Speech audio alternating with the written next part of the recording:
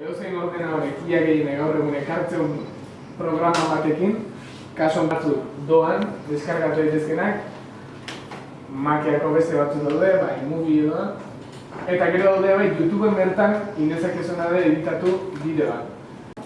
Valdemos hagamos vídeo. Bai? Esan?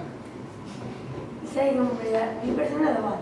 Orduan hori kontutan hartu ez, aukeratu jenez beteko leku bat, etxe grabatzea balen bazuet, ez duteko inor karrasika etxetik txapurua balen bazuet, ez isiltazu da paseatzea.